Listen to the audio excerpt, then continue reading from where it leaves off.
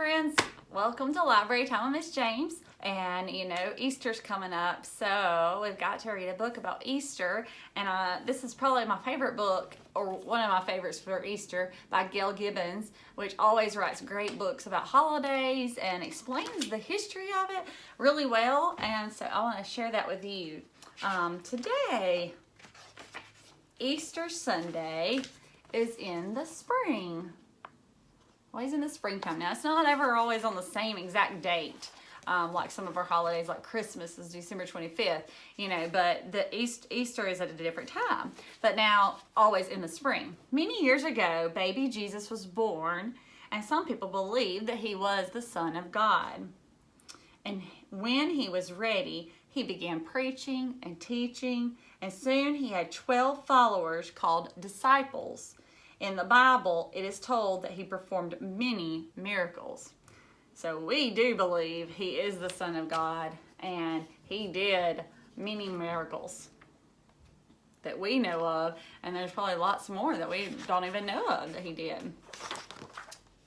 More and more came to listen to him, and they found new hope and strength in his words that he spoke, and some of them began to say he was the king that they had been waiting for. One day, Jesus, and he was a Jew, went to a city called Jerusalem with his disciples to celebrate Passover. It's the spring festival of the Jews, which is, they still celebrate this today. He rode into Jerusalem on the back of a donkey. Crowds gathered, spreading palm branches on the ground before him, and they waved palm branches and cheered, "Blessed is the King of Israel."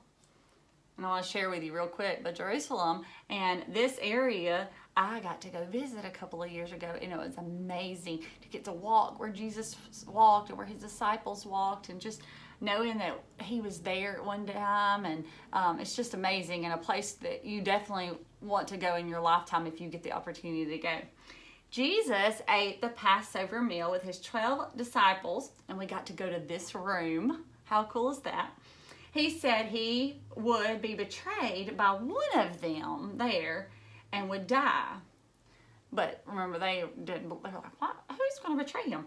They shared bread and wine, and this meal was called the Last Supper.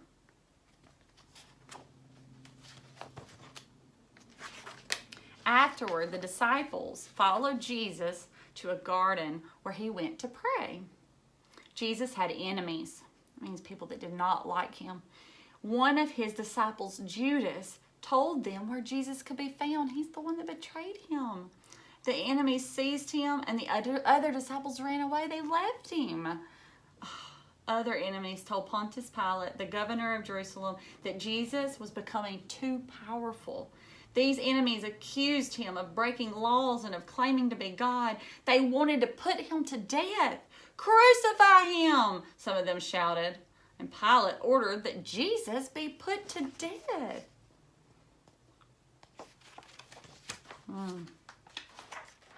Jesus was taken to a hill, and he was nailed on a cross. And there is where he died. He was taken down and carried away, and the body of Jesus was placed in a tomb. A huge stone was rolled in front of it. On the third day, after he had died, the stone was found rolled away, and the tomb was empty. His followers remembered Jesus telling them that he would rise from the dead.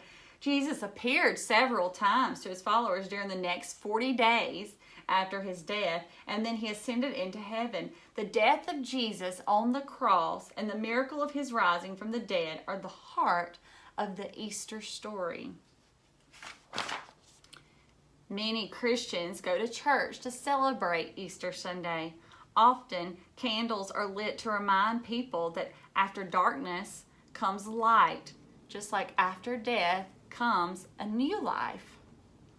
There are Easter lilies and other spring flowers. These are symbols of new life and hope.